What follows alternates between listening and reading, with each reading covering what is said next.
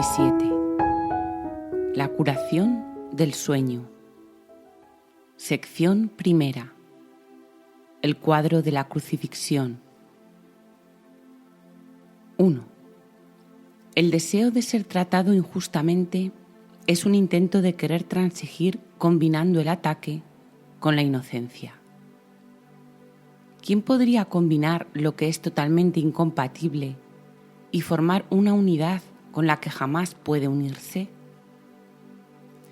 Si recorres el camino de la bondad, no tendrás miedo del mal ni de las sombras de la noche. Mas no pongas símbolos de terror en tu senda, pues de lo contrario tejerás una corona de espinas de la que ni tu hermano ni tú os podréis liberar. No puedes crucificarte solo a ti mismo. Y si eres tratado injustamente, tu hermano no puede sino pagar por la injusticia que tú percibes. No puedes crucificarte solo a ti mismo. Y si eres tratado injustamente, tu hermano no puede sino pagar por la injusticia que tú percibes. No puedes sacrificarte solo a ti mismo, pues el sacrificio es total. Si de alguna manera el sacrificio fuese posible, incluiría a toda la creación de Dios y al Padre junto con su bien amado Hijo. 2. En tu liberación del sacrificio se pone de manifiesto la de tu hermano, haciéndose así evidente que tu liberación es la suya. Mas cada vez que sufres, ves en ello la prueba de que él es culpable de haberte atacado. De esta manera te conviertes a ti mismo en la evidencia de que él ha perdido su inocencia y de que solo necesita completarte para darse cuenta de que has sido condenado. Pero la justicia se encargará de que él pague por todas las injusticias cometidas contra ti. La injusta venganza por la que tú estás pagando ahora, es él quien debería pagar por ella, y cuando recaiga sobre él, tú te liberarás. No desees hacer de ti mismo un símbolo viviente de su culpabilidad, pues no te podrás escapar de la sentencia de muerte a la que lo condenes. Mas en su inocencia hallarás la tuya. 3. Siempre que consientes sufrir, sentir privación, ser tratado injustamente o tener cualquier tipo de necesidad, no haces sino acusar a tu hermano de haber atacado al Hijo de Dios.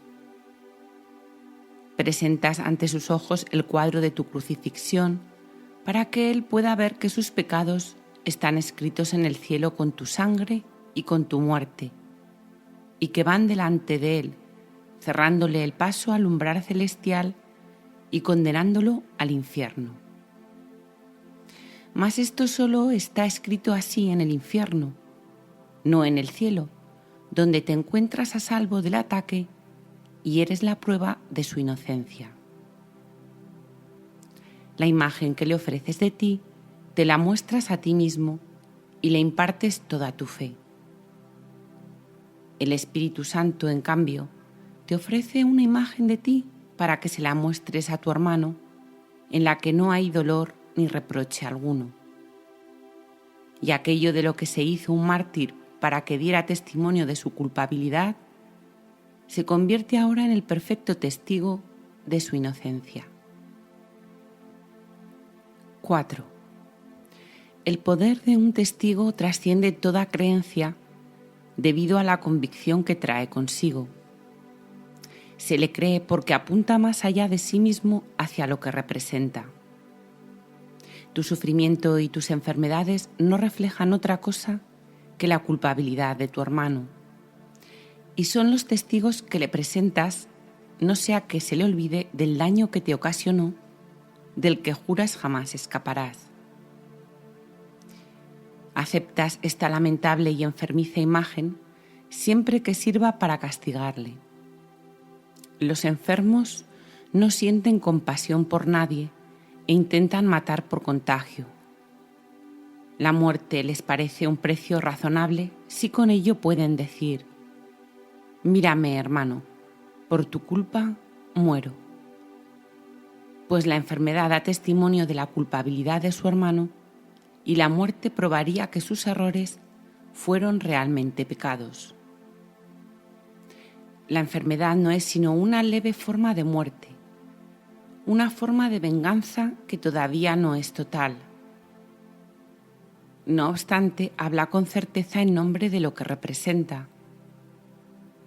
La amarga y desolada imagen que le has presentado a tu hermano, tú la has contemplado con pesar. Y has creído todo lo que dicha imagen le mostró porque daba testimonio de su culpabilidad, la cual tú percibiste y amaste. 5. Ahora el Espíritu Santo deposita en las manos que mediante su contacto con Él se han vuelto mansas una imagen de ti muy diferente. Sigue siendo la imagen de un cuerpo, pues lo que realmente eres no se puede ver ni imaginar. No obstante, esta imagen no se ha usado para atacar, por lo tanto jamás ha experimentado sufrimiento alguno. Da testimonio de la eterna verdad de que nada te puede herir y apunta más allá de sí misma hacia tu inocencia y la de tu hermano. Muéstrale esto y él se dará cuenta de que toda herida ha sanado y de que todas las lágrimas han sido enjugadas felizmente y con amor. Y tu hermano contemplará su propio perdón allí, y con ojos que han sanado mirará más allá de la imagen hacia la inocencia que ve en ti. He aquí la prueba de que nunca pecó, de que nada de lo que su locura le ordenó hacer ocurrió jamás, ni tuvo efectos de ninguna clase, de que ningún reproche que haya albergado en su corazón estuvo jamás justificado y de que ningún ataque podrá jamás hacerle sentir el venenoso e inexorable aguijón del temor. 6. Sé un testigo de su inocencia y no de su culpabilidad. Tu curación es su consuelo y su salud, porque demuestra que las ilusiones no son reales. El factor motivante de este mundo no es la voluntad de vivir, sino el deseo de morir. El único propósito que tiene es probar que la culpa es real. Ningún pensamiento, acto o sentimiento mundano tiene otra motivación que esta. Estos son los testigos que se convocan para que se crea en ellos y para que corroboren el sistema que representan y en favor del cual hablan. Y cada uno de ellos tiene muchas voces y os hablan a ti y a tu hermano en diferentes lenguas. Sin embargo, el mensaje que os dan a ambos es el mismo. Engalanar el cuerpo es una forma de mostrar cuán hermosos son los testigos de la culpa. Preocuparte por el cuerpo demuestra cuán frágil y vulnerable es tu vida, cuán fácilmente puede quedar destruido lo que amas. La depresión habla de muerte y la vanidad de tener un gran interés por lo que no es nada. 7. La enfermedad no importa en qué forma se manifieste. Es el testigo más convincente de la futilidad y el que refuerza a todos los demás y les ayuda a pintar un cuadro en el que el pecado está justificado.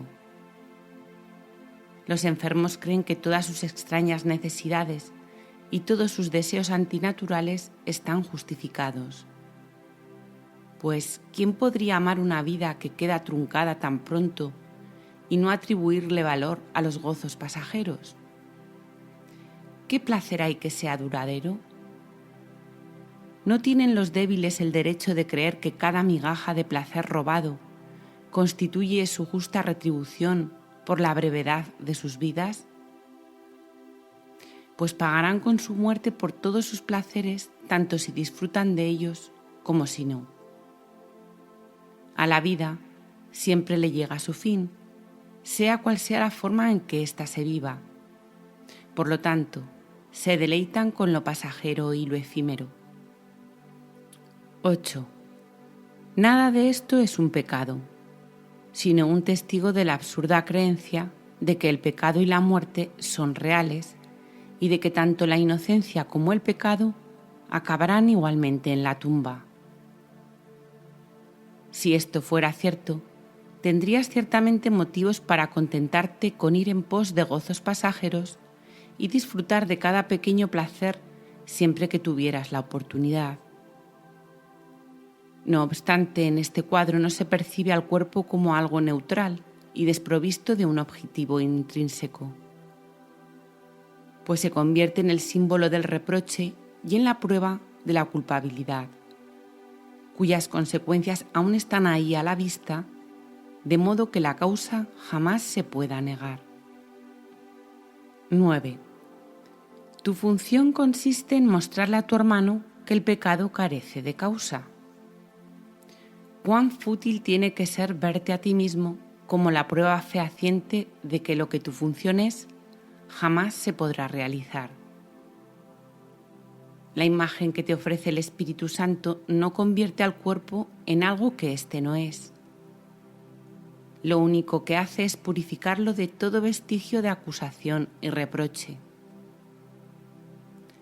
Al representársele como algo carente de propósito, no se le puede considerar ni enfermo, ni saludable, ni bueno, ni malo. No da lugar a que se le pueda juzgar en modo alguno. No tiene vida, pero tampoco está muerto. Cualquier experiencia de amor o de miedo le es ajena, pues ahora no da testimonio de nada, al no tener ningún propósito y al encontrarse la mente libre otra vez para determinar cuál debe ser su propósito. Ahora el cuerpo no está condenado, sino en espera de que se le confiera un propósito, de modo que pueda llevar a cabo la función que se le ha de encomendar. 10. En este espacio vacío, del que el objetivo de pecado ha sido erradicado, se puede recordar el cielo. Ahora su paz puede descender hasta aquí y la perfecta curación reemplazar a la muerte. El cuerpo puede convertirse en un símbolo de vida, en una promesa de redención y en un hálito de inmortalidad para aquellos que están cansados de respirar el fétido hedor de la muerte. Deja que su propósito sea sanar. De esta manera pregonará el mensaje que recibió y mediante su salud y belleza proclamará la verdad y el valor de lo que representa. Deja que reciba el poder de representar una vida que no tiene fin, por siempre a salvo del ataque. Y deja que su mensaje para tu hermano sea: contémplame, hermano, gracias a ti vivo. 11. La manera más fácil de dejar que esto se logre es simplemente esta. No permitas que el cuerpo tenga ningún propósito procedente del pasado, cuando estabas seguro de que sabías que su propósito era fomentar la culpa. Pues esto afirma tu imagen enfermiza, es un símbolo duradero de lo que el cuerpo representa, y ello impide que se le pueda conferir una perspectiva diferente o un propósito distinto. Tú no sabes cuál es su propósito. No hiciste sino darle la ilusión de un propósito a una cosa que concebiste para ocultar de ti mismo tu función. Esta cosa sin propósito no puede ocultar la función que el Espíritu Santo te encomendó. Deja, pues, que el propósito del cuerpo y tu función se reconcilien finalmente y se consideren lo mismo. Sección segunda. El temor a sanar. 1. ¿Es atemorizante sanar? Sí, para muchos lo es. pues la acusación es un obstáculo para el amor y los cuerpos enfermos son ciertamente acusadores.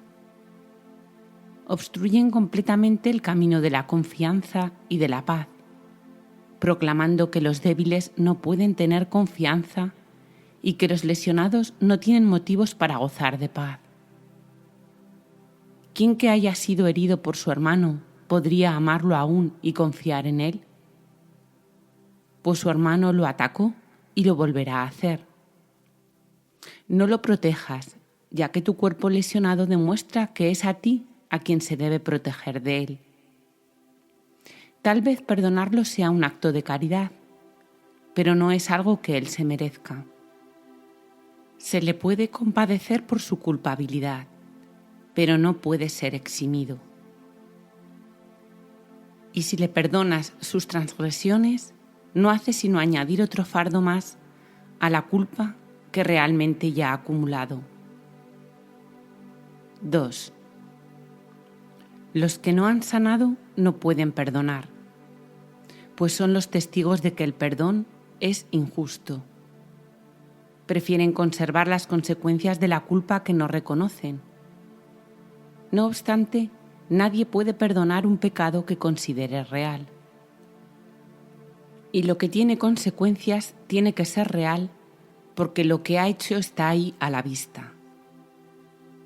El perdón no es piedad, la cual no hace sino tratar de perdonar lo que cree que es verdad. No se puede devolverle bondad por maldad, pues el perdón no establece primero que el pecado sea real para luego perdonarlo. Nadie que esté hablando en serio diría: hermano, me has herido.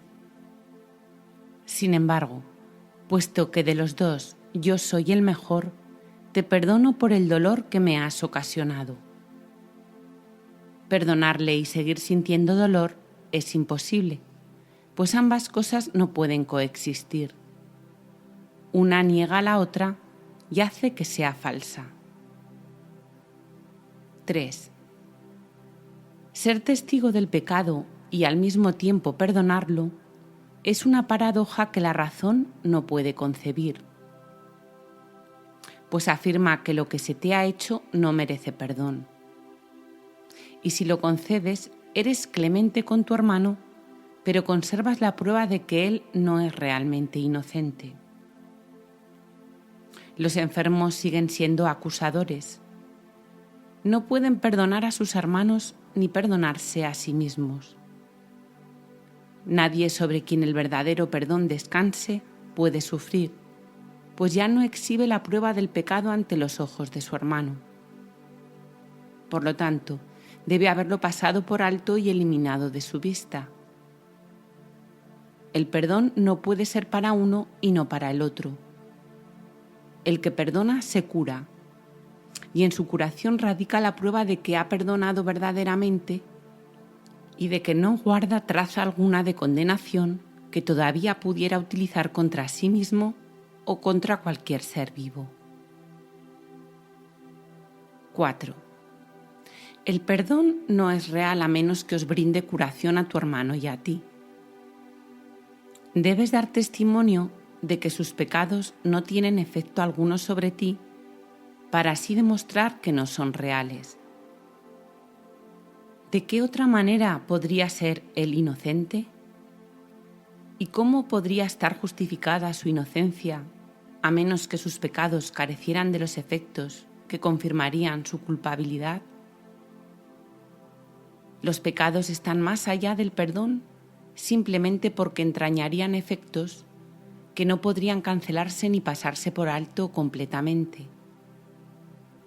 En el hecho de que puedan cancelarse radica la prueba de que son simplemente errores. Permítete ser curado para que de este modo puedas perdonar y ofrecer salvación a tu hermano y ofrecértela a ti. 5. Un cuerpo enfermo demuestra que la mente no ha sanado. Un milagro de curación prueba que la separación no tiene efectos. Creerás en aquello que le quieras probar a tu hermano. El poder de tu testimonio procede de tus creencias. Y todo lo que dices, haces o piensas no hace sino dar testimonio de lo que le enseñas. Tu cuerpo puede ser el medio para demostrarle que nunca has sufrido por su causa. Y al sanar, puede ofrecerle un mudo testimonio de su inocencia. Este testimonio es el que puede hablar con más elocuencia que 1000 lenguas juntas, pues le prueba que ha sido perdonado. 6. Un milagro no le puede ofrecer menos a él de lo que te ha dado a ti. De esta manera, tu curación demuestra que tu mente ha sanado y que ha perdonado lo que tu hermano no hizo. Y así, él se convence de que jamás perdió su inocencia y sana junto contigo. El milagro deshace de este modo todas las cosas que, según el mundo, jamás podrían deshacerse. Y la desesperanza y la muerte no pueden sino desaparecer ante el ancestral clarín que llama a la vida. Esta llamada es mucho más poderosa que las débiles y miserables súplicas de la muerte y la culpabilidad. La ancestral llamada que el Padre le hace a su Hijo y el Hijo a los suyos será la última trompeta que el mundo oirá. Hermano, la muerte no existe. Y aprenderás esto cuando tu único deseo sea mostrarle a tu hermano que él jamás te hirió. Él cree que tiene las manos manchadas con tu sangre y por lo tanto que está condenado. Mas se te ha concedido poder mostrarle, mediante tu curación, que su culpabilidad no es sino la trama de un absurdo sueño. 7. Cuán justos son los milagros, pues os otorgan a ti y a tu hermano el mismo regalo de absoluta liberación de la culpa. Tu curación os evita dolor a ti y a él, y sanas porque le deseaste el bien. Esta es la ley que el milagro obedece. La curación no ve diferencias en absoluto. No procede de la compasión, sino del amor. Y el amor quiere demostrar que todo sufrimiento no es sino una vana imaginación, un absurdo deseo sin consecuencia alguna. Tu salud es uno de los resultados de tu deseo de no ver a tu hermano con las manos manchadas de sangre, ni de ver culpabilidad en su corazón, que se ha vuelto pesado por la prueba del pecado que carga. Y lo que deseas se te concede para que lo puedas ver. 8. El costo de tu serenidad es la suya. Este es el precio que el Espíritu Santo y el mundo interpretan de manera diferente. El mundo lo percibe como una afirmación del hecho de que con tu salvación se sacrifica la suya. El Espíritu Santo sabe que tu curación da testimonio de la suya y de que no puede hallarse aparte de ella en absoluto. Mientras tu hermano consienta sufrir, tú no podrás sanar, mas le puedes mostrar que su sufrimiento no tiene ningún propósito ni causa alguna. Muéstrale que has sanado y él no consentirá sufrir por más tiempo, pues su inocencia habrá quedado clara ante sus propios ojos y ante los tuyos. Y la risa reemplazará vuestros lamentos, pues el Hijo de Dios habrá recordado que Él es el Hijo de Dios. 9. ¿Quién tiene entonces miedo de sanar? Solo aquellos para quienes el sacrificio y el dolor de su hermano representan su propia serenidad. Su propia impotencia y debilidad les sirven de base para justificar el dolor de su hermano. El constante aguijón de la culpa que éste experimenta le sirve para probar que él es un esclavo pero que ellos son libres. El constante dolor que sufren es la prueba de que son libres porque mantienen cautivo a su hermano y desean la enfermedad para evitar que la balanza del sacrificio se incline a favor de él. ¿Cómo se podría persuadir al Espíritu Santo para que se detuviese por un instante o incluso menos a razonar con semejantes argumentos en favor de la enfermedad?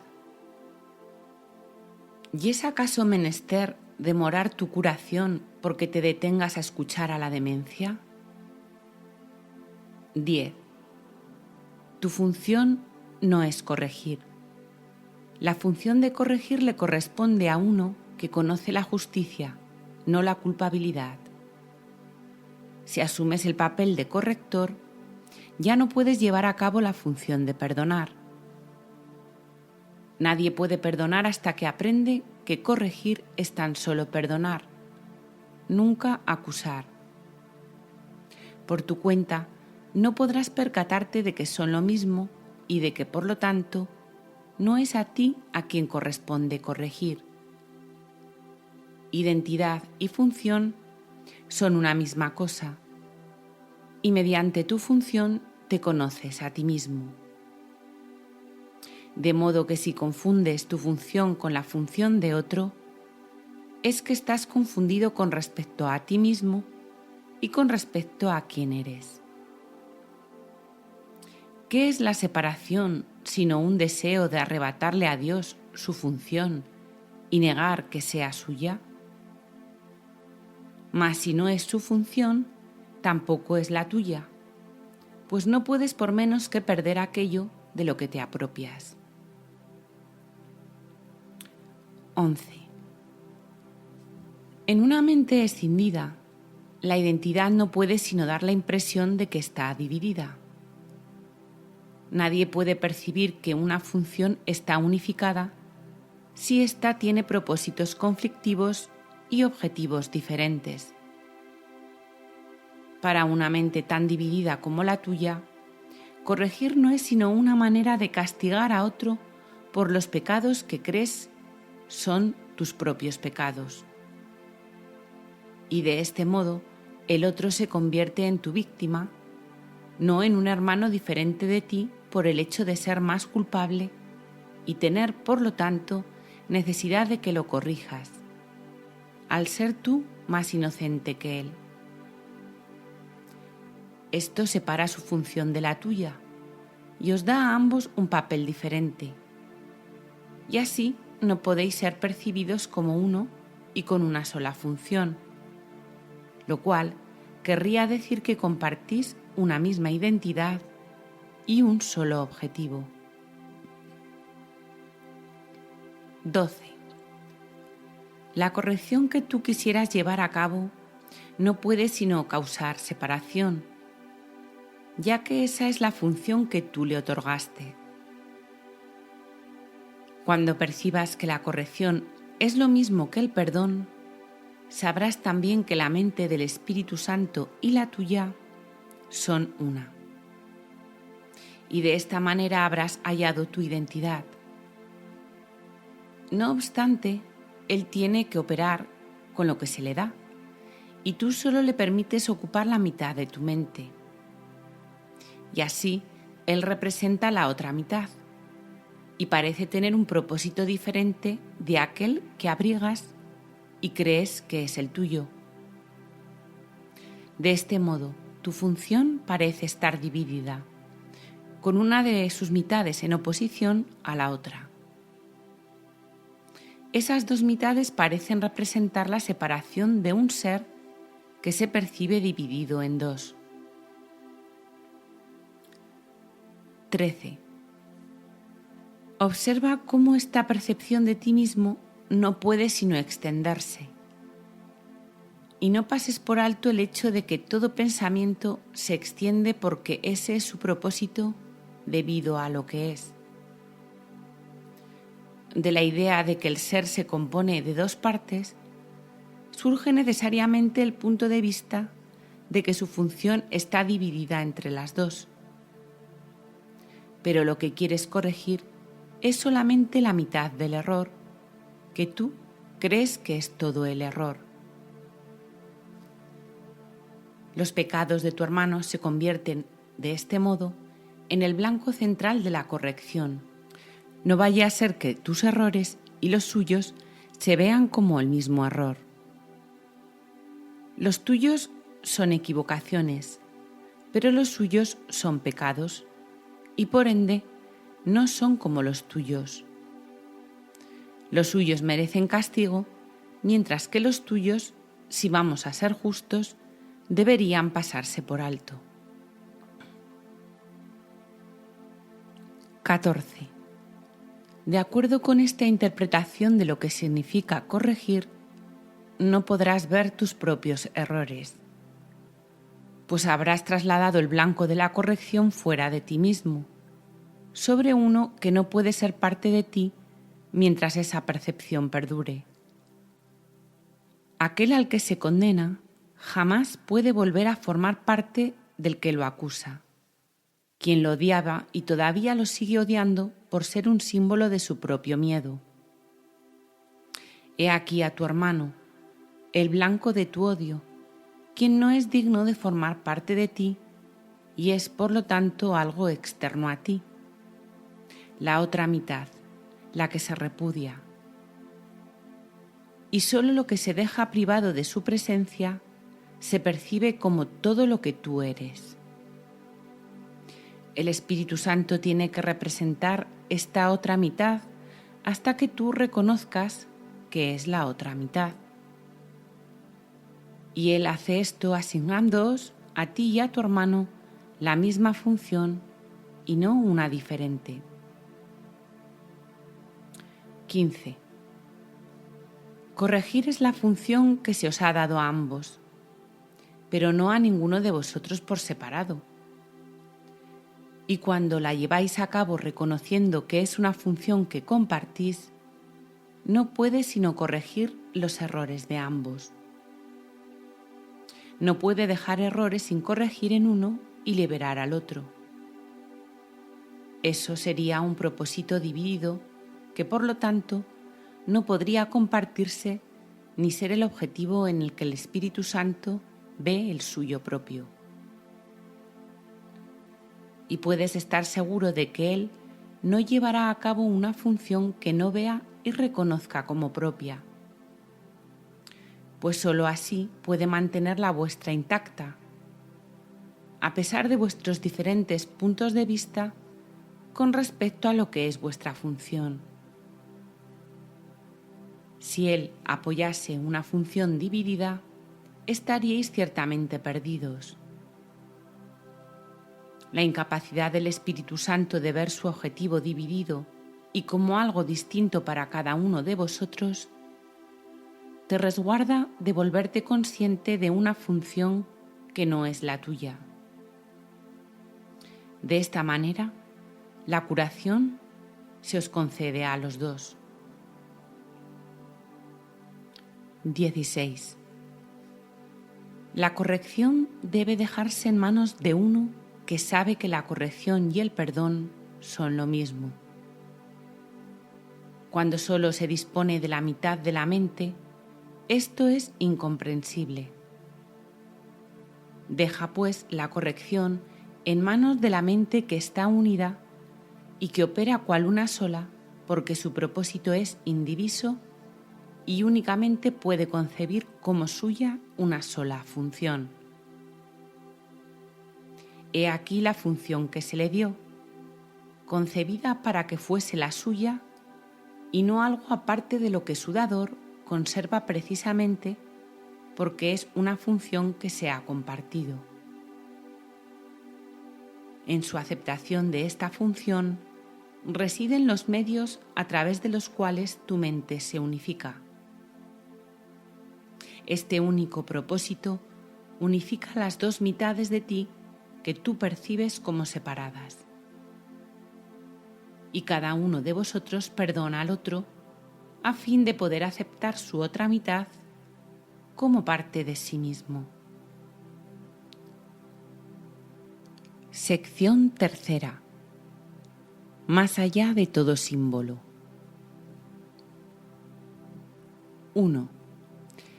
El poder no puede oponerse a nada, pues ello lo debilitaría, y la idea de un poder debilitado es una contradicción intrínseca. Una fuerza débil es algo que no tiene sentido, y si el poder se utiliza con el propósito de debilitar, se está utilizando para limitar. Por lo tanto, no se puede sino ser limitado y débil, ya que ese es su propósito. Para ser lo que es, el poder no puede tener opuestos. Ninguna debilidad puede adentrarse en él sin convertirlo en algo que no es. Debilitar es limitar e imponer un opuesto que contradice al concepto que ataca. Y eso añade al concepto algo que es ajeno a él y lo hace ininteligible. ¿Quién podría entender conceptos tan contradictorios como un poder débil o un amor odioso? 2. Has decidido hacer de tu hermano el símbolo de un amor odioso, de un poder débil, pero sobre todo de una muerte viviente. Y así, él no significa nada para ti, pues simboliza algo que no tiene sentido.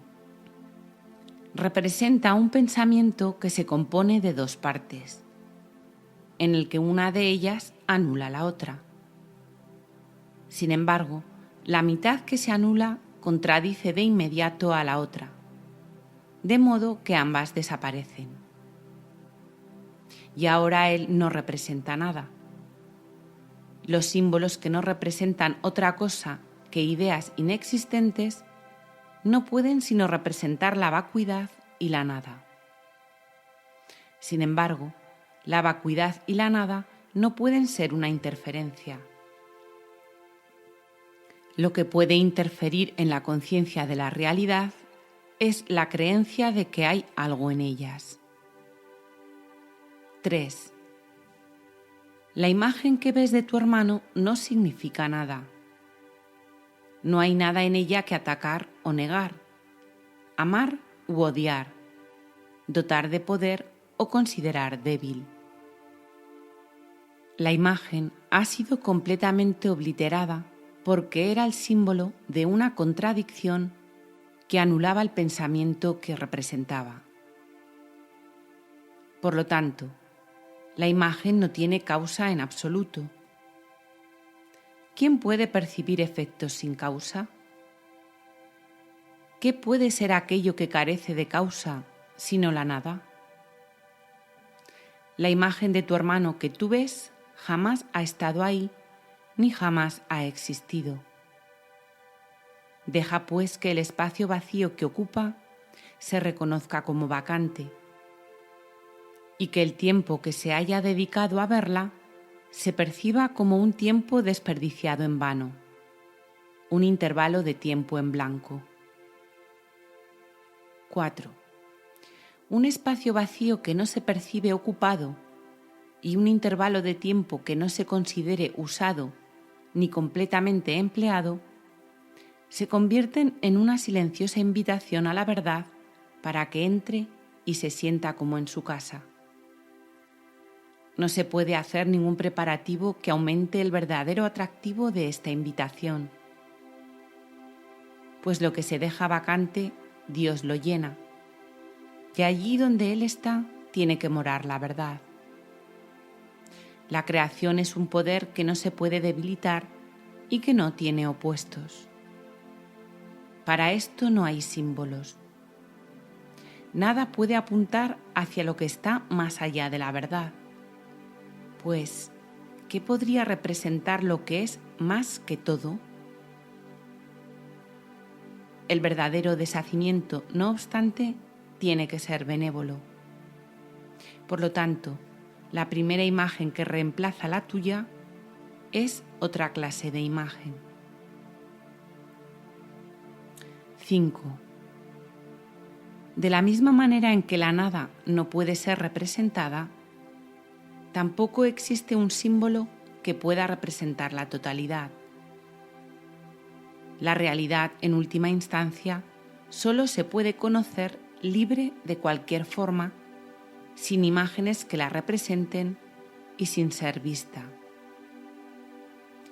El perdón aún no se reconoce como un poder completamente exento de límites. Sin embargo, no fija ninguno de los límites que tú has decidido imponer.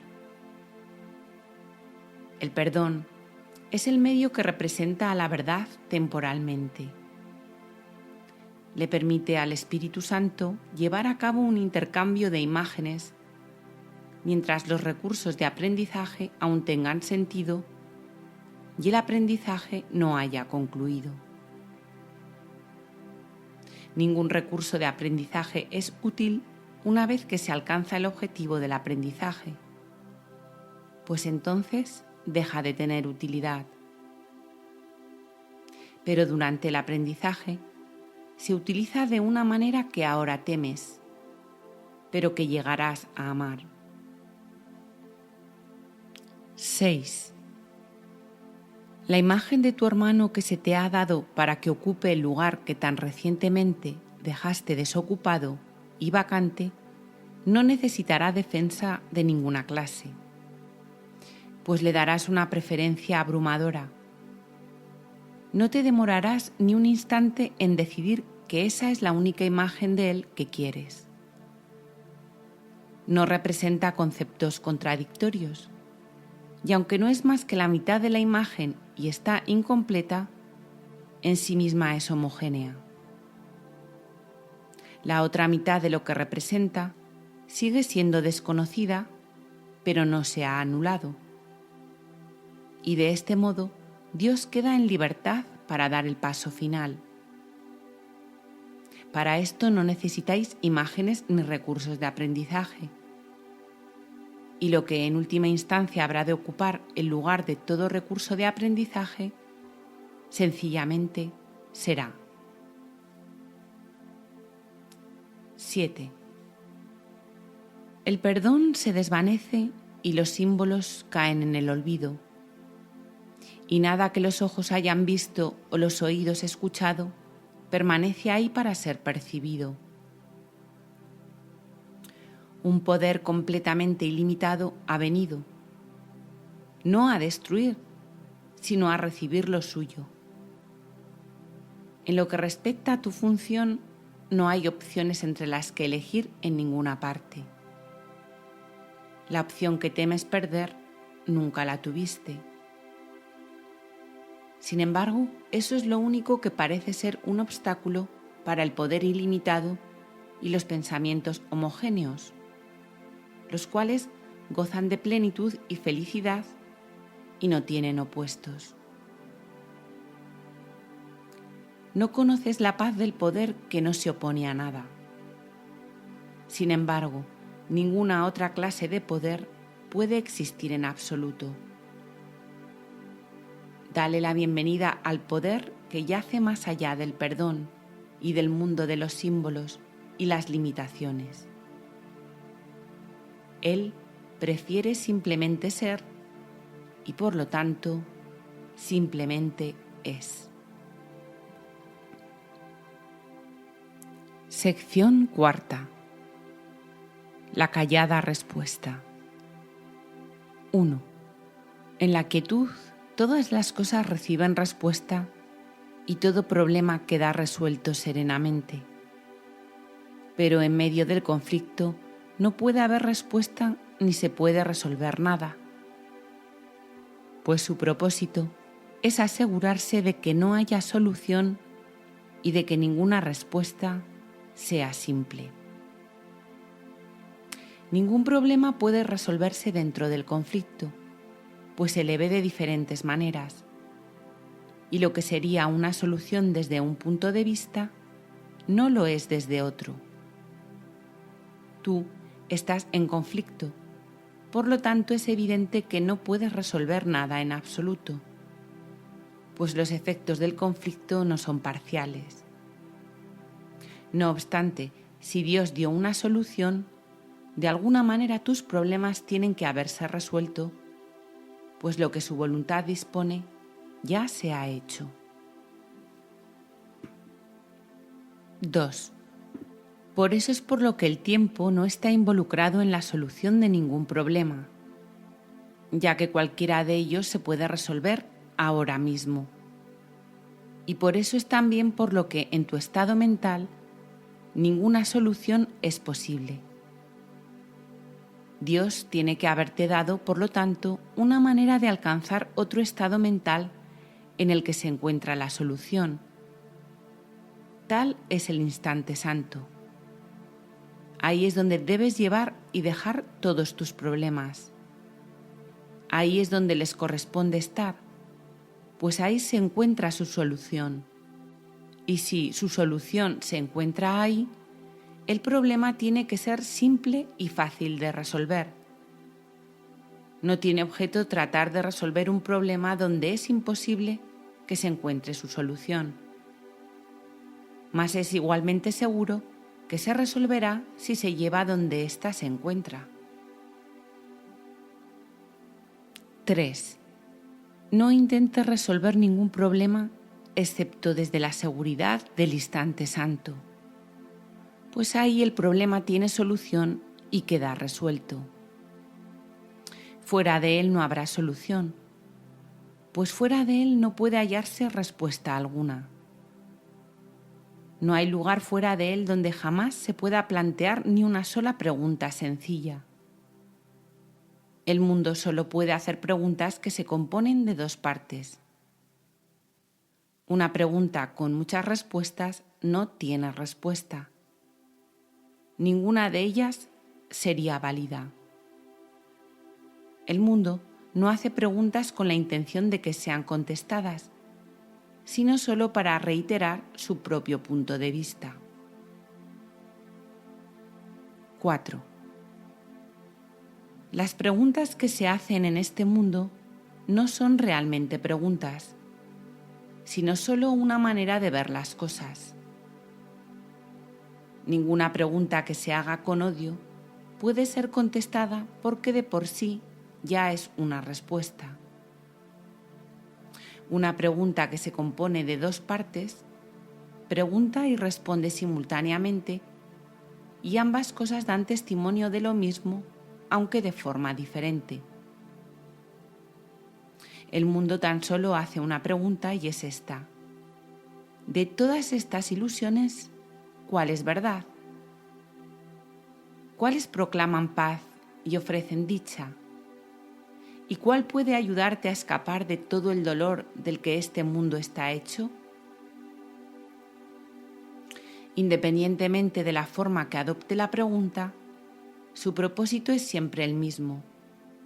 Pregunta solo para establecer que el pecado es real y responde en forma de preferencias. ¿Qué pecado prefieres? Este es el que debes elegir. Los otros no son verdad.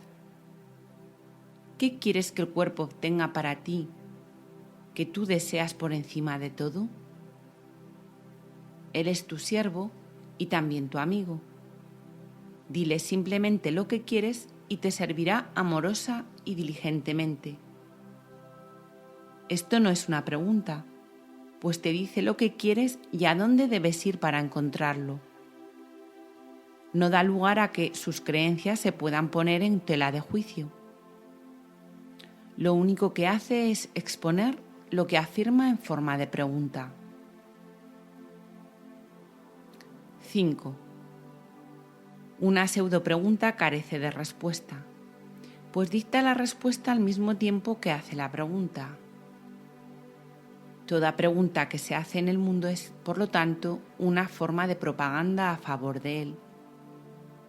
Y así como los testigos del cuerpo son sus propios sentidos, así también las respuestas a las preguntas que el mundo plantea están implícitas en las preguntas que hace.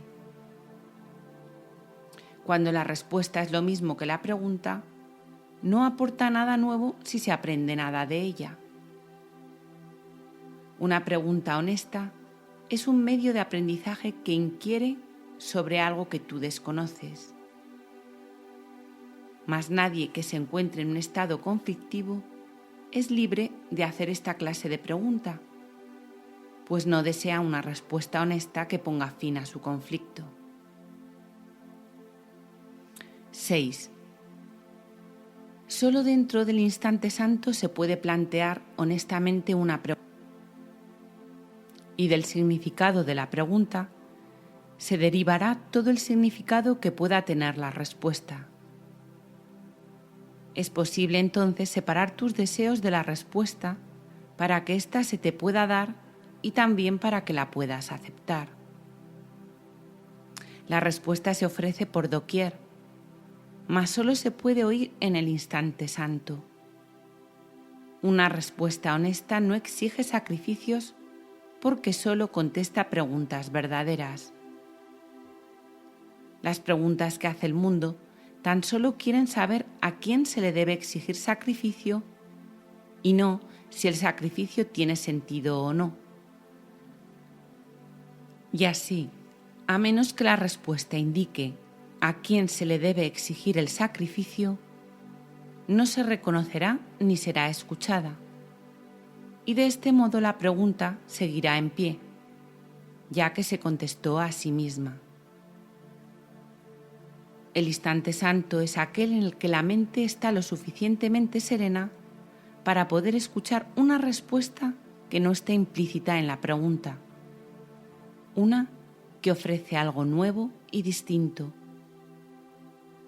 ¿Cómo iba a poderse contestar una pregunta que no hace sino repetirse a sí misma?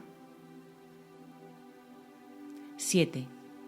No trates, por lo tanto, de solventar problemas en un mundo del que se ha excluido la solución. Lleva más bien el problema al único lugar en el que se halla la respuesta y en el que se te ofrece amorosamente. En él se encuentran las respuestas que solventarán tus problemas, pues no forman parte de ellos y toman en cuenta lo que puede ser contestado, lo que la pregunta realmente es. Las respuestas que el mundo ofrece no hacen sino suscitar otra pregunta, si bien dejan la primera sin contestar. En el instante santo puedes llevar la pregunta a la respuesta y recibir la respuesta que fue formulada expresamente para ti. Sección quinta. El ejemplo de la curación. 1. La única manera de curar es ser curado. El milagro se extiende sin tu ayuda, pero tú eres esencial para que pueda dar comienzo. Acepta el milagro de curación y se extenderá por razón de lo que es. Su naturaleza es extenderse desde el instante en que nace, y nace en el instante en que se ofrece y se recibe. Nadie puede pedirle a otro que sane, pero puede permitirse a sí mismo ser sanado, y así ofrecerle al otro lo que él ha recibido. ¿Quién podría ofrecer a otro lo que él mismo no tiene? ¿Y quién podría compartir lo que se niega a sí mismo? El Espíritu Santo te habla a ti, no a otro, y al escucharle, su voz se extiende porque has aceptado lo que dice. 2. La salud es el testigo de la salud. Mientras no se dé testimonio de ella, no será convincente. Sirve de prueba solo cuando ha sido demostrada, por lo que tiene que proveer un testigo que nos induzca a creer. Nadie se cura con mensajes contradictorios. Te curas cuando lo único que deseas es curar. Tu propósito indiviso hace que esto sea posible. Pero si tienes miedo de la curación, entonces no puede efectuarse a través de ti. Lo único que se requiere para que se efectúe es que no haya miedo. Los temerosos no se han curado, por lo tanto, no pueden curar. Esto no quiere decir que para que puedas curar tenga que haber desaparecido del todo el conflicto de tu mente. Pues si así fuese, no habría entonces necesidad de curación. Mas sí quiere decir que, aunque solo sea un instante, tienes que amar sin atacar. Un instante es suficiente. Los milagros no están circunscritos al tiempo. 3. El instante santo es la morada de los milagros. Desde ahí cada milagro viene a este mundo como testigo de un estado mental que ha trascendido el conflicto y alcanzado la paz. El instante santo lleva el consuelo de la paz al campo de batalla, demostrando así que la guerra no tiene efectos, pues todo el dolor que la guerra ha tratado de ocasionar, los cuerpos despedazados y los miembros mutilados, los moribundos gimientes y los muertos silenciosos son dulcemente elevados y consolados. 4. Allí donde un milagro ha venido a sanar, no hay tristeza. Y lo único que se requiere para que todo esto ocurra es un instante de tu amor sin traza alguna de ataque. En ese instante sanas y en ese mismo instante se consuma toda curación. ¿Qué podría estar separado de ti una vez que has aceptado la bendición que el instante santo brinda? No tengas miedo de bendecir, pues aquel que te bendice ama al mundo y no deja nada en él que pueda ser motivo de temor. Pero si te niegas a dar tu bendición, el mundo te parecerá ciertamente temible, pues le habrás negado su paz y su consuelo y lo habrás condenado a la muerte. 5. Aquel que pudo haber salvado a un mundo tan penosamente despojado de todo, pero que se volvió atrás por temor a ser curado, ¿no vería acaso a ese mundo como una condenación? Los ojos de los moribundos reflejan reproche y el sufrimiento susurra: ¿de qué tienes miedo? Examina detenidamente su pregunta. La hace en tu nombre. El mundo agonizante tan solo te pide que dejes de atacarte a ti mismo por un instante para que él pueda sanar. 6. Ven al instante santo y sé curado, pues nada de lo que recibes ahí se olvida cuando regresas al mundo. Y al haber sido bendecido, traerás bendiciones contigo. Se te da vida para que se la impartas al mundo moribundo, y los ojos dolientes ya no acusarán, sino que brillarán con agradecimiento hacia ti que los bendijiste. El fulgor del instante santo iluminará tus ojos y les dará visión para que puedan ver más allá del sufrimiento y en su lugar contemplar la faz de Cristo. La curación reemplaza al sufrimiento. El que ve la faz de Cristo no lo puede percibir, pues ambas cosas no pueden estar presentes a la vez. Y el mundo será el testigo de lo que veas y dará testimonio de ello. 7. Así, pues, lo único que el mundo requiere para poder sanar es tu curación. Solo necesita una lección que se haya aprendido perfectamente. Y de esta manera, cuando tú la olvides, el mundo te recordará dulcemente lo que le enseñaste. Debido a su agradecimiento, no dejará de prestarte apoyo a ti que te dejaste curar para que él pudiera vivir. Invocará a sus testigos para mostrarte la faz de Cristo a ti que les trajiste la visión, gracias a la cual ellos la presenciaron. El mundo de acusación es reemplazado por otro en el que todos los ojos se vuelven amorosamente hacia el amigo que les trajo su liberación. Y tu hermano percibirá felizmente los muchos amigos que antes consideraba enemigos. 8. Aunque los problemas no son algo concreto, se manifiestan en formas concretas y son estas formas las que configuran el mundo. Nadie entiende la naturaleza de su problema, pues de lo contrario ya no estaría ahí para que él lo pudiese ver. La naturaleza misma del problema es que no es un problema. Sin embargo, mientras él lo perciba así, no podrá verlo tal como es. La curación, en cambio, es evidente en situaciones concretas y se generaliza para incluirlas a todas. Esto se debe a que todas ellas son realmente la misma situación, a pesar de sus diferentes formas. La finalidad de todo aprendizaje es la transferencia, la cual se consuma cuando dos situaciones distintas se ven como la misma, ya que lo único que se puede encontrar en ellas son elementos comunes. Esto, no obstante, solo lo puede lograr uno que no ve las diferencias que tú ves.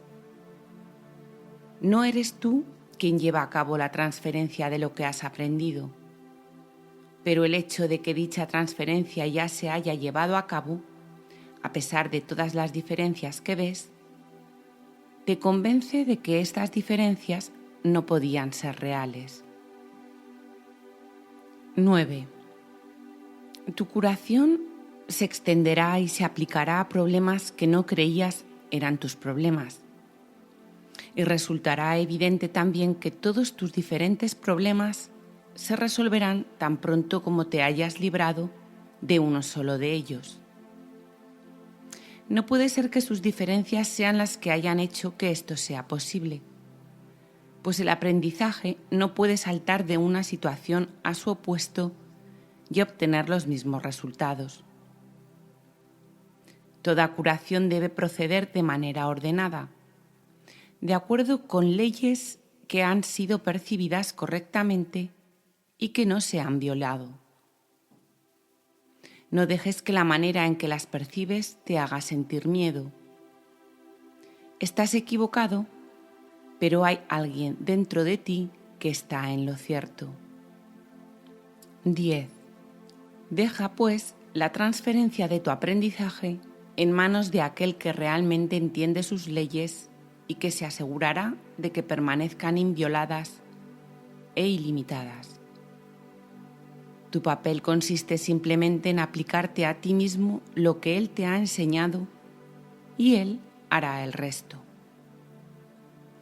Así es como los diferentes y numerosos testigos de tu aprendizaje te demostrarán el poder de lo que has aprendido. El primer testigo que verás será tu hermano, pero tras él habrá miles y tras cada uno de estos, 1000 más. Puede que cada uno de ellos parezca tener un problema distinto del de los demás, mas todos se resolverán al unísono. Y su común resolución demostrará que las preguntas no podían haber sido distintas. 11. Que la paz sea contigo a quien se le ofrece curación. Y comprenderás que se te da la paz cuando aceptas la curación para ti mismo. No necesitas ser consciente de toda su valía para entender que te has beneficiado de ella. Lo que ocurrió en aquel instante en que el amor entró sin ninguna traza de ataque, permanecerá contigo para siempre. Tu curación, así como la de tu hermano, será uno de sus efectos. Donde quiera que vayas, contemplarás sus múltiples efectos. Todos los testigos que contemples, no obstante, serán solo una fracción de los que realmente existen. La infinitud no se puede entender contando todas sus partes separadas. Dios te da las gracias por tu curación pues él sabe que es un regalo de amor para su hijo y por lo tanto un regalo que se le hace a él. Sección sexta. Los testigos del pecado. 1. El dolor demuestra que el cuerpo no puede sino ser real. Es una voz estridente y ensordecedora, cuyos alaridos intentan ahogar lo que el Espíritu Santo dice e impedir que sus palabras lleguen hasta tu conciencia. El dolor exige atención, quitándosela así al Espíritu Santo y centrándola en sí mismo. Su propósito es el mismo que el del placer, pues ambos son medios de otorgar realidad al cuerpo. Lo que comparte un mismo propósito es lo mismo. Esto es lo que estipula la ley que rige todo propósito, el cual une dentro de sí a todos aquellos que lo comparten. El placer y el dolor son igualmente ilusorios, ya que su propósito es inalcanzable. Por lo tanto, son medios que no llevan a ninguna parte, pues su objetivo no tiene sentido, y comparten la falta de sentido de que adolece su propósito. 2. El pecado oscila entre el dolor y el placer, y de nuevo al dolor, pues cualquiera de esos testigos es el mismo y solo tiene un mensaje. Te encuentras aquí, dentro de un cuerpo, y se te puede hacer daño. También puedes tener placer, pero el coste de este es el dolor. A estos testigos se unen muchos más. Cada uno de ellos parece diferente porque tiene un nombre distinto, y así parece responder a un sonido diferente. A excepción de esto, los testigos del pecado son todos iguales. Llámale dolor al placer y dolerá. Llámalo placer al dolor y no sentirás el dolor que se oculta tras el placer. Los testigos del pecado no hacen sino cambiar de un término a otro, según uno de ellos ocupa el primer plano y el otro retrocede al segundo. Es irrelevante, no obstante, cuál de ellos tenga primacía en cualquier momento dado. Los testigos del pecado solo oyen la llamada de la muerte. 3. El cuerpo, que de por sí carece de propósito, contiene todas tus memorias y esperanzas. Te vales de sus ojos para ver y de sus oídos para oír, y dejas que te diga lo que siente, mas él no lo sabe. Cuando convocas a los testigos de su realidad, te repite únicamente los nombres de estos que le diste para que él los usara. No puedes elegir cuál de entre ellos es real, pues cualquiera que elijas es igual que los demás. Lo único que puedes hacer es decidir llamarlo por un nombre o por otro, pero eso es todo. No puedes hacer que un testigo sea verdadero solo porque lo llames con el nombre de la verdad. La verdad se encuentra en él si eso es lo que representa. De lo contrario, miente aunque lo llames con el santo nombre de Dios mismo. 4. El testigo de Dios no ve testigos contra el cuerpo. Tampoco presta atención a los testigos que con otros nombres hablan de manera diferente en favor de la realidad del cuerpo. Él sabe que no es real, pues nada podría contener lo que crees que el cuerpo contiene dentro de sí. El cuerpo no puede decirle a una parte de Dios cómo debe sentirse o cuál es su función.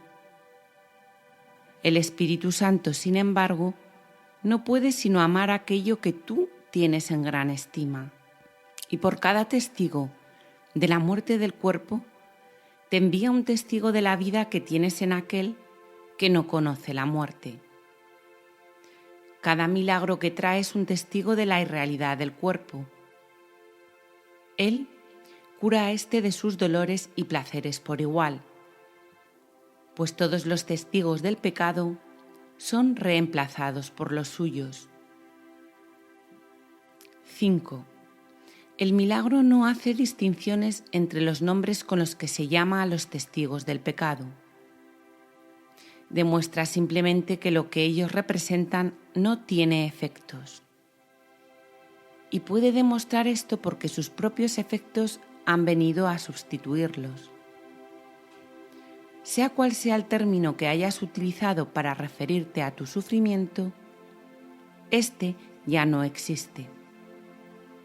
Aquel que es portador del milagro percibe que todos esos términos son uno y lo mismo, y los llama miedo. De la misma manera en que el miedo es el testigo de la muerte, el milagro es el testigo de la vida. Es un testigo que nadie puede refutar, pues los efectos que trae consigo son los de la vida. Gracias a él los moribundos se recuperan, los muertos resucitan y todo dolor desaparece. Un milagro, no obstante, no habla en nombre propio, sino solo en nombre de lo que representa. 6. El amor a sí mismo tiene símbolos en el mundo del pecado. El milagro perdona porque representa lo que yace más allá del perdón, lo cual es verdad. Cuán absurdo y demente es pensar que un milagro pueda estar limitado por las mismas leyes que vino exclusivamente a abolir. Las leyes del pecado tienen diferentes testigos con distintos puntos fuertes. Y esos testigos dan testimonio de diferentes clases de sufrimiento. De esa similitud es de lo que el milagro da testimonio. Esa similitud es lo que prueba. Las leyes que consideraban que todas esas cosas eran diferentes son abolidas, lo cual demuestra su impotencia. El propósito del milagro es lograr esto. Y Dios mismo ha garantizado el poder de los milagros por razón de lo que atestiguan. 7. Sé pues un testigo del milagro y no de las leyes del pecado.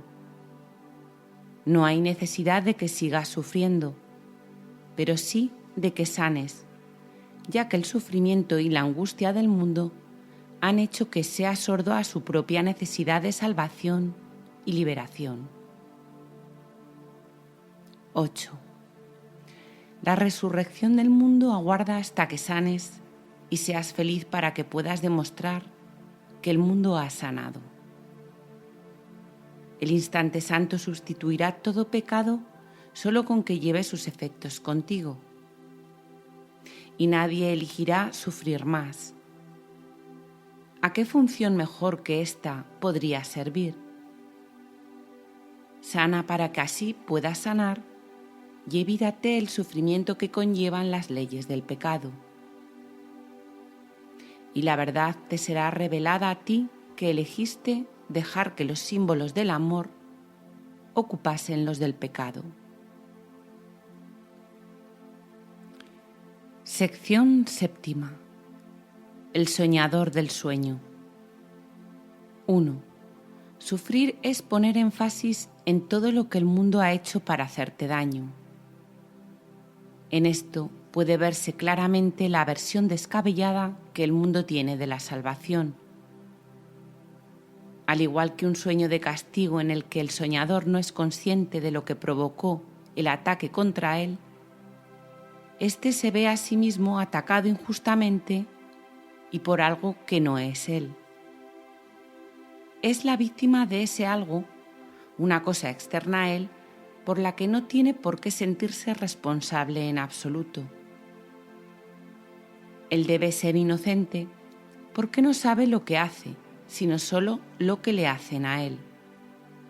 Su ataque contra sí mismo, no obstante, aún es evidente, pues él es quien sufre. Y no puede escapar porque ve la causa de su sufrimiento fuera de sí mismo. 2. Ahora se te está mostrando que sí puedes escapar. Lo único que necesitas hacer es ver el problema tal como es y no de la manera en que lo has urdido. ¿Qué otra manera podría haber de resolver un problema que en realidad es muy simple, pero que se ha envuelto en densas nubes de complicación, concebidas para que el problema siguiera sin resolverse? Sin las nubes, el problema se vería en toda su elemental simplicidad.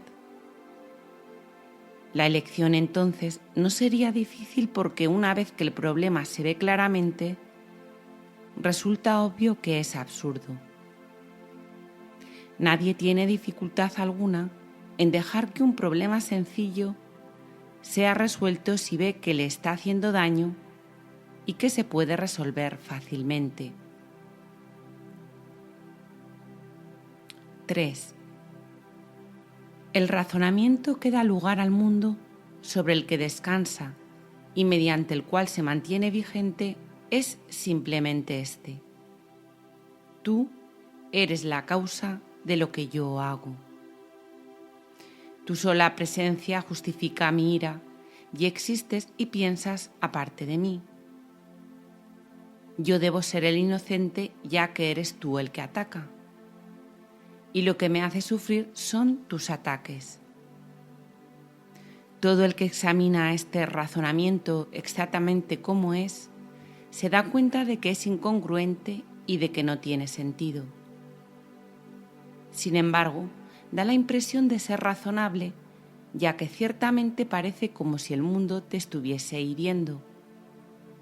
Y así, no parece necesario buscar la causa más allá de lo obvio. 4. Pero ciertamente hay necesidad de ello. La necesidad de liberar al mundo de la condenación en la que se halla inmerso es algo que todos los que habitan en él comparten. Sin embargo, no reconocen esta necesidad común, pues cada uno piensa que si desempeña su papel, la condenación del mundo recaería sobre él. Y esto es lo que percibe debe ser su papel en la liberación del mundo. La venganza tiene que tener un blanco. De lo contrario, el cuchillo del vengador se encontraría en sus propias manos apuntando hacia sí mismo, pues para poder ser la víctima de un ataque que él no eligió, tiene que ver el arma en las manos de otro. Y así sufre por razón de las heridas que le infligió un cuchillo que él no estaba empuñando. 5. Ese es el propósito del mundo que ve. Y desde este punto de vista, el mundo provee los medios por los que dicho propósito parece alcanzarse. Los medios dan testimonio del propósito, pero no son de por sí la causa. Ni la causa puede cambiar porque se la vea separada de sus efectos. La causa produce los efectos, los cuales dan luego testimonio de ella, no de sí mismos. Mira pues más allá de los efectos. No es en ellos donde radica la causa del sufrimiento y del pecado. No centres tu atención en el sufrimiento ni en el pecado, ya que no son sino reflejos de lo que los causa. 6. El papel que desempeñas en el proceso de salvar al mundo de la condenación es la manera en que te escapas tú. Recuerda que el testigo del mundo del mal solo puede hablar en favor de aquello que vio la necesidad del mal en el mundo. Y ahí es donde contemplaste tu culpabilidad por primera vez. El primer ataque contra ti mismo tuvo lugar cuando te separaste de tu hermano. Y de esto es de lo que el mundo da testimonio. No busques otra causa ni recurras a las poderosas legiones de sus testigos para deshacerla. Ellos apoyan la fidelidad que la separación te exige.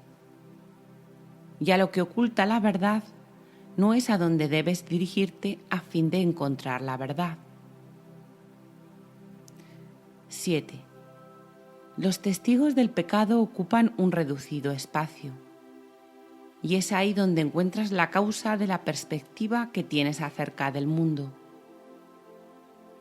Hubo un tiempo en que no eras consciente de cuál era la causa de todo lo que el mundo parecía hacerte sin tú haberlo pedido o provocado. De lo único que estabas seguro era de que entre las numerosas causas que percibías como responsables de tu dolor y sufrimiento, tu culpabilidad no era una de ellas, ni tampoco eran el dolor y el sufrimiento algo que tú mismo hubieses pedido en modo alguno. Así es como surgieron todas las ilusiones. El que las teje no se da cuenta de que es él mismo quien las urde ni cree que la realidad de éstas dependan de él.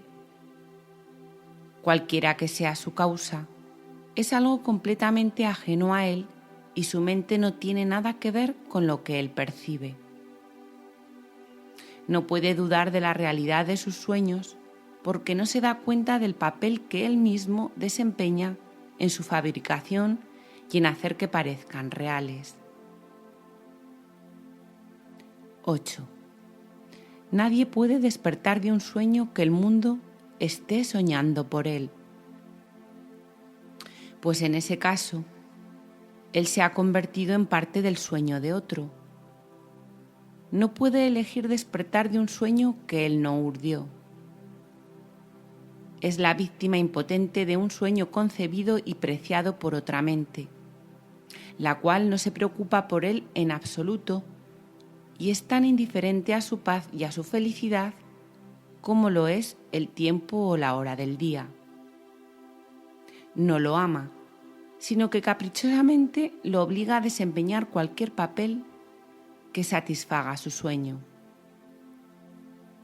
Es tan poca su valía que él no es más que una sombra danzante, que sube y baja al compás de un guión disparatado, concebido dentro del fútil sueño del mundo. 9. Esta es la única imagen que puedes ver, la única opción que tienes ante ti, la otra posible causa si es que tú no eres el soñador de tus propios sueños. Y esto es lo que eliges cuando niegas que la causa del sufrimiento esté en tu mente. Alégrate de que lo esté, pues de esta manera tú eres el único que puede determinar tu destino en el tiempo. Las únicas alternativas que tienes ante ti son o bien una muerte durmiente y sueños de maldad por una parte, o bien un feliz despertar y la alegría de la vida por otra. 10. ¿Qué otras alternativas tienes ante ti sino la vida o la muerte, despertar o morir, la guerra o la paz, tus sueños o tu realidad? Existe el riesgo de pensar que la muerte te puede brindar paz porque el mundo equipara el cuerpo con el ser que Dios creó. No obstante, una cosa jamás puede ser su propio opuesto. Y la muerte es lo opuesto a la paz porque es lo opuesto a la vida. Y la vida es paz. Despierta y olvida todos los pensamientos de muerte y te darás cuenta de que ya gozas de la paz de Dios. Sin embargo, sí es cierto que realmente puedes elegir. Tienes entonces que ver las causas de las cosas entre las que eliges exactamente cómo son y dónde se encuentran. 11. ¿Qué elección puede hacerse entre dos estados cuando solo se reconoce claramente uno de ellos? ¿Quién es libre de elegir entre dos efectos si cree que solo puede escoger uno de ellos? Una elección honesta nunca podría percibirse como una en la que la elección es entre un insignificante tú y un mundo enorme, cuyos sueños acerca de tu verdad son diferentes. La brecha que separa a la realidad de los sueños no se encuentra entre el sueño del mundo y lo que tú sueñas en secreto, pues en ambos casos se trata del mismo sueño. El sueño del mundo no es sino una parte de tu propio sueño de la que te desprendiste y luego viste como si fuese el principio y el final del tuyo. No obstante, lo que dio comienzo al sueño del mundo fue tu propio sueño secreto, lo cual no percibes, si bien es lo que causó la parte que ves, de cuya realidad no dudas. ¿Cómo podrías dudar de ello si aún estás dormido, soñando en secreto que su causa es real? 12. Sueñas que tu hermano está separado de ti, que es un viejo enemigo, un asesino que te acecha en la noche y planea tu muerte, deseando además que sea lenta y atroz. Mas bajo este sueño yace otro en el que tú te vuelves el asesino, el enemigo secreto, el sepultador y destructor de tu hermano, así como del mundo. He aquí la causa del sufrimiento, la brecha entre tus míseros sueños y tu realidad. La pequeña grieta que ni siquiera ves, la cuna de las ilusiones y del miedo, el momento de terror y de un odio ancestral, el instante del desastre. Están todos aquí. He aquí la causa de la irrealidad, mas es aquí donde se deshará. 13. Tú eres el soñador del mundo de los sueños. Este no tiene ninguna otra causa ni la tendrá jamás. Todo lo que aterrorizó al Hijo de Dios y le hizo pensar que había perdido su inocencia, repudiado a su Padre y entrado en guerra consigo mismo, no es más que un sueño fútil. Mas ese sueño es tan temible y tan real en apariencia que él no podría despertar a la realidad sin verse inundado por el frío sudor del terror y sin dar gritos de pánico, a menos que un sueño más dulce precediese su despertar y permitiese que su mente se calmara para poder acoger, no temer, la voz que con amor lo llama a despertar. Un sueño más dulce en el que su sufrimiento cesa y en el que su hermano es su amigo. Dios dispuso que su despertar fuera dulce y jubiloso y le proporcionó los medios para que pudiera despertar sin miedo. 14. Acepta el sueño que Él te dio en lugar del suyo. No es difícil cambiar un sueño una vez que se ha identificado al soñador. Descansa en el Espíritu Santo y permite que sus dulces sueños reemplacen a los que soñaste aterrorizado, temiéndole a la muerte. El Espíritu Santo te brinda sueños de perdón, en los que la elección no es entre quién es el asesino y quién la víctima. Los sueños que te ofrece no son de asesinatos ni de muerte. El sueño de culpabilidad está desapareciendo de tu vista, aunque tus ojos están cerrados. Una sonrisa ha venido a iluminar tu rostro durmiente. Duermes apaciblemente ahora, pues estos son sueños felices. 15. Sueña dulcemente con tu hermano inocente, quien se une a ti en santa inocencia, y el mismo Señor de los cielos despertará a su Hijo bien amado de este sueño. Sueña con la bondad de tu hermano en vez de concentrarte en sus errores. Elige soñar con todas las atenciones que ha tenido contigo, en vez de contar todo el dolor que te ha ocasionado. Perdónale sus ilusiones y dale gracias por toda la ayuda que te ha prestado. Y no desperdicies los muchos regalos que te ha hecho solo porque en tus sueños él no sea perfecto. Él representa a su Padre, a quien ves ofreciéndote tanto vida como muerte. 16. Hermano, lo único que Él da es vida. Sin embargo, los regalos que crees que tu hermano te ofrece representan los regalos que sueñas que tu Padre te hace a ti. Ve todos los regalos que tu hermano te hace a la luz de la caridad y bondad que se te ofrece.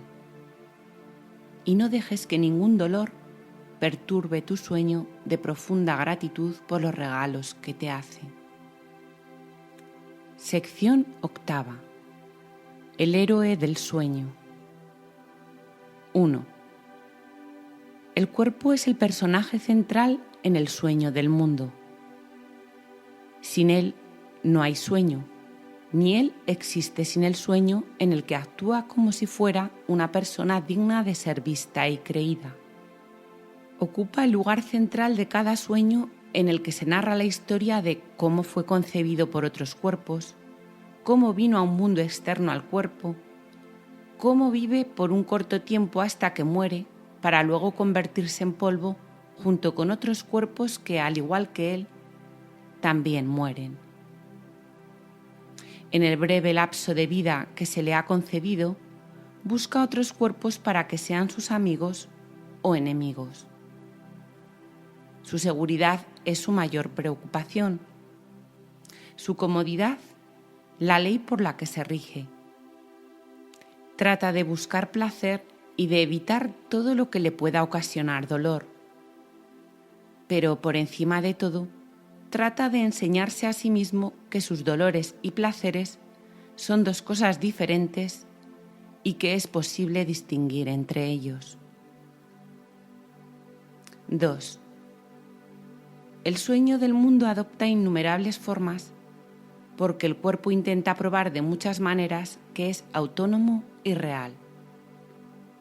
Se engalana a sí mismo con objetos que ha comprado con discos de metal o con tiras de papel moneda que el mundo considera reales y de gran valor. Trabaja para adquirirlos, haciendo cosas que no tienen sentido, y luego los despilfarra intercambiándolos por cosas que ni necesita ni quiere. Contrata a otros cuerpos para que lo protejan y para que coleccionen más cosas sin sentido que él pueda llamar suyas. Busca a otros cuerpos especiales que puedan compartir su sueño. A veces sueña que es un conquistador de cuerpos más débiles que él, pero en algunas fases del sueño, él es el esclavo de otros cuerpos que quieren hacerle sufrir y torturarlo. 3. Las aventuras del cuerpo, desde que nace hasta que muere, son el tema de todo sueño que el mundo haya tenido jamás. El héroe de este mundo nunca cambiará y su propósito tampoco. Y aunque el sueño en sí adopta muchas formas y parece presentar una gran variedad de lugares y situaciones en los que su héroe cree encontrarse, el sueño no tiene más que un propósito, el cual se enseña de muchas maneras. Esta es la lección que trata de enseñar una y otra vez, que el cuerpo es causa y no efecto, y que tú eres su efecto, no puedes ser su causa. 4. De esta manera, tú no eres el soñador, sino el sueño, y así deambulas fútilmente entrando y saliendo de lugares y situaciones que él maquina. Que esto es todo lo que el cuerpo hace es cierto, pues no es más que una figura en un sueño. Mas, ¿quién reaccionaría ante las figuras de un sueño, a no ser que creyera que son reales?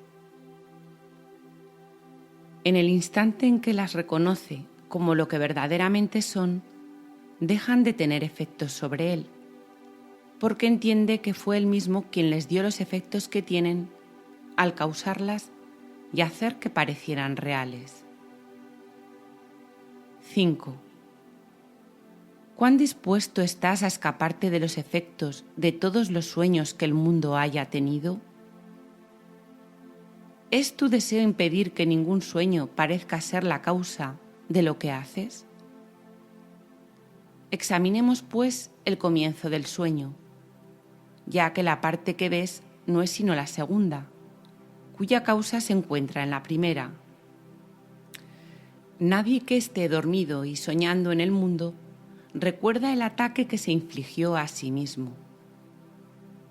Nadie cree que realmente hubo un tiempo en el que no sabía nada de cuerpos y en el que no habría podido concebir que este mundo fuese real.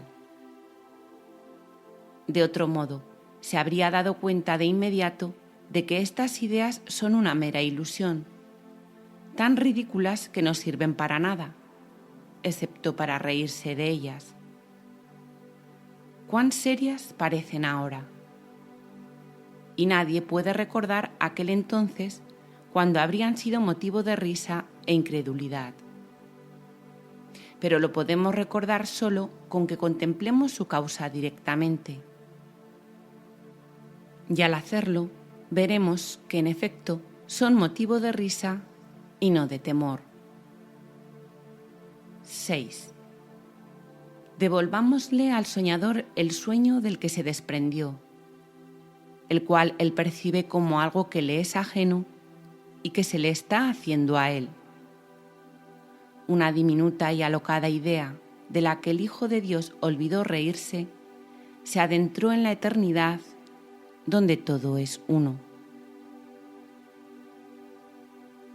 A causa de su olvido, ese pensamiento se convirtió en una idea seria, capaz de lograr algo, así como de producir efectos reales. Juntos podemos hacer desaparecer ambas cosas riéndonos de ellas y darnos cuenta de que el tiempo no puede afectar a la eternidad. Es motivo de risa pensar que el tiempo pudiese llegar a circunscribir a la eternidad, cuando lo que ésta significa es que el tiempo no existe. 7. Una intemporalidad en la que se otorga realidad al tiempo. Una parte de Dios que puede atacarse a sí misma. Un hermano separado al que se considera un enemigo y una mente dentro de un cuerpo son todos diferentes aspectos de un círculo vicioso, cuyo final empieza en su comienzo y concluye en su causa. El mundo que ves te muestra exactamente lo que creíste haber hecho, excepto que ahora crees que lo que hiciste se te está haciendo a ti. La culpa que sentiste por lo que habías pensado, la proyectaste fuera de ti sobre un mundo culpable, que es el que entonces sueña tus sueños y piensa tus pensamientos por ti. Es su venganza la que recae sobre ti, no la tuya. Te mantiene estrechamente confinado a un cuerpo al que castiga por todos los actos pecaminosos que éste comete en su sueño. Y no puedes hacer que el cuerpo deje de cometer sus actos depravados porque tú no eres su hacedor y por lo tanto no puedes controlar sus acciones, su propósito o su destino. 8. El mundo no hace sino demostrar una verdad ancestral. Creerás que otros te hacen a ti exactamente lo que tú crees haberles hecho a ellos. Y una vez que te hayas engañado a ti mismo culpándolos, no verás la causa de sus actos porque desearás que la culpa recaiga sobre ellos. Cuán infantil es la insolente maniobra de querer defender tu inocencia descargando tu culpa fuera de ti mismo, aunque sin deshacerte de ella. No es fácil percibir tal ironía cuando lo que tus ojos ven a tu alrededor son sus graves consecuencias, mas no su frívola causa. Separados de su causa, los efectos parecen ciertamente ser tristes y graves. Sin embargo, no son más que consecuencias. Su causa, en cambio, es lo que no es consecuencia de nada, al no ser más que una farsa. 9. El Espíritu Santo, sonriendo dulcemente, percibe la causa y no presta atención a los efectos. ¿De qué otra manera podría corregir tu error cuando has pasado por alto la causa enteramente? Él te exhorta a que lleves todo efecto temible ante Él para que juntos miréis su descabellada causa y os riáis juntos por un rato. Tú juzgas los efectos, pero Él ha juzgado su causa, y mediante su juicio se eliminan los efectos. Tal vez vengas con los ojos arrasados en lágrimas, mas óyele decir: hermano mío, Santo Hijo de Dios, contempla tu sueño fútil en el que solo algo así podría ocurrir. Y saldrás del instante santo riendo, con tu risa y la de tu hermano unida a la de él. 10.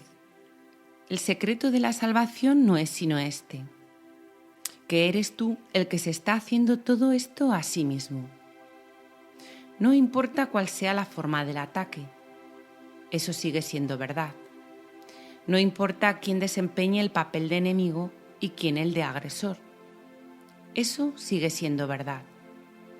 No importa cuál parezca ser la causa de cualquier dolor o sufrimiento que sientas, eso sigue siendo verdad. Pues no reaccionarías en absoluto ante las figuras de un sueño si supieras que eres tú el que lo está soñando. No importa cuán odiosas y cuán depravadas sean, no podrían tener efecto sobre ti a no ser que te dieras cuenta de que se trata tan solo de tu propio sueño. 11. Basta con que aprendas esta lección para que te libres de todo sufrimiento, no importa la forma en que éste se manifieste. El Espíritu Santo repetirá esta lección inclusiva de liberación hasta que la aprendas, independientemente de la forma de sufrimiento que te esté ocasionando dolor. Esta simple verdad será su respuesta, sea cual sea el dolor que lleves ante él. Pues esta respuesta elimina la causa de cualquier forma de pesar o dolor. La forma no afecta su respuesta en absoluto, pues Él quiere mostrarte la única causa de todo sufrimiento, no importa cuál sea su forma. Y comprenderás que los milagros reflejan esta simple afirmación: yo mismo fabriqué esto y es esto lo que quiero deshacer. 12. Lleva pues toda forma de sufrimiento ante aquel que sabe que cada una de ellas es como las demás. Él no ve diferencias donde no las hay y te enseñará cuál es la causa de todas ellas. Ninguna tiene una causa diferente de las demás y todas se deshacen fácilmente con una sola lección que realmente se haya aprendido. La salvación es un secreto que solo tú has ocultado de ti mismo. Así lo proclama el universo. Pero haces caso omiso de sus testigos, porque de lo que ellos dan testimonio es algo que prefieres no saber. Parecen mantenerlo oculto de ti. Sin embargo, no necesitas sino darte cuenta de que fuiste tú quien eligió no escuchar ni ver. 13. Qué diferente te parecerá el mundo cuando reconozcas esto. Cuando le perdones al mundo tu culpabilidad, te liberarás de ella. Su inocencia no exige que tú seas culpable, ni tu inocencia se basa en sus pecados. Esto es obvio, y es un secreto que no le has ocultado a nadie salvo a ti mismo. Y es esto lo que te ha mantenido separado del mundo y lo que ha mantenido a tu hermano separado de ti. Ahora solo necesitas reconocer que los dos sois o inocentes o culpables. Lo que es imposible es que seáis diferentes el uno del otro, o que seáis ambas cosas. Este es el único secreto que aún te queda por aprender, mas no será un secreto que has sanado.